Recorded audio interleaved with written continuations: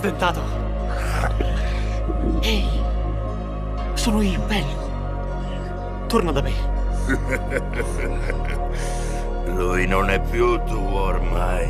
Adesso appartiene all'Alfa. Ma ti supplico, grande signore dei draghi, prova a prenderlo. Non è stata colpa tua, piccolo.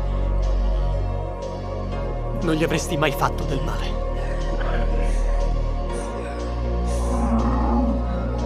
Non faresti mai del male a me. Come riesci a fare questo? Ti prego, tu sei il mio migliore amico da sempre. Bravo, piccolo, sì, così! Sono qui! Ora basta!